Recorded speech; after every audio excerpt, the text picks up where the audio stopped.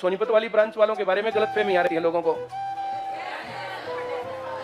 जब यहाँ guarantee batch बना और पहली लाइन बनी, वो 2-3 दिन में खाली में कहां गई बोला, उनका सिलेक्शन हो गया। क्या ना वो लाइन, यहां से बहुत लोग नौकरी लगते हैं, बताने नहीं आते,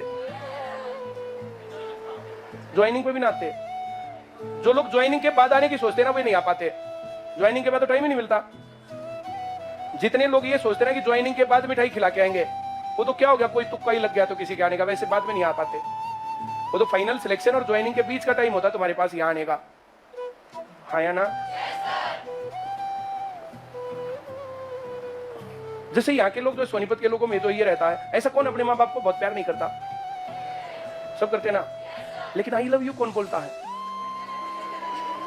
बकावा है, 2-3 आना उठा दिया, बोला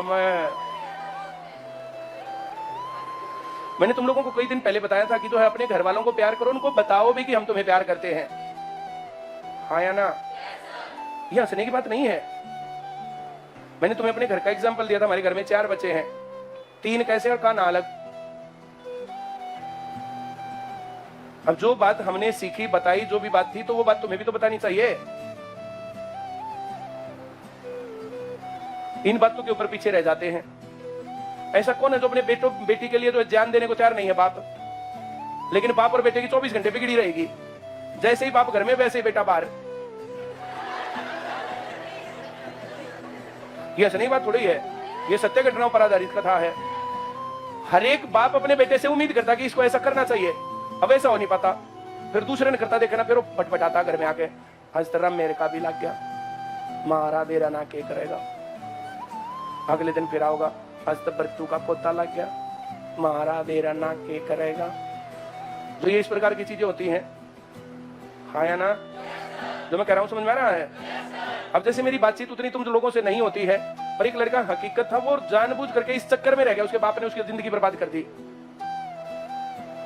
उसको घर में आते ही झोला छाप डॉक्टर था, जाकर के गांव में अपने डॉक्टरी करके आता। सब गांव में उसने बेरा रहता, कौन लग गया, कौन के हो गया, के ना हो गया, हाँ हो गया, ना हो गया।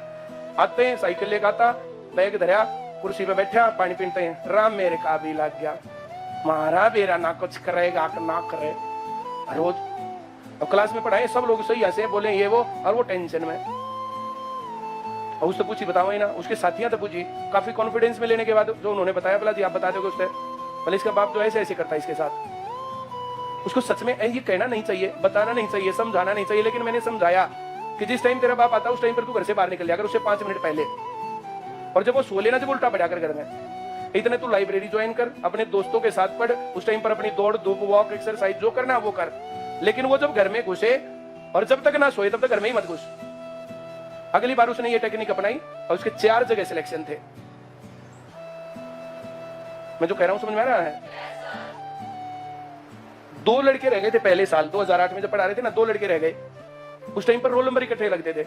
एक ने अपने ताऊ के लड़के का रोल नंबर इकट्ठा लगवा लिया, उसका पेपर करवाने के चक्कर में अपना पढ़वा दिया पेपर, दूसरे की नकल करवा फाड़ दिया पेपर। हाँ या ना? अगले साल पढ़ के लग गया, लगने में कोई दिक्कत नहीं, ज्ञान था तो लग गया, उसमें कहां दिक्कत है? हाँ या ना? लेकिन अगले साल उसके 5-6 जगह सिलेक्शन थे। मैंने विजेंद्र के बारे में तुम्हें बताया था, एक बार पेपर में रह गया, दूसरी बार फिर रह गया, तीसरी बार सही लग गया।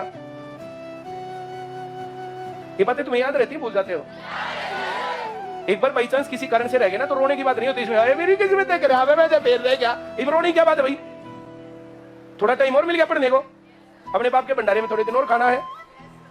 अभी तो बाप का भंडारा चल ही रहा है, अब साल से महीने कम ज्यादा में क्या फर्क पड़ता है? हाँ या ना?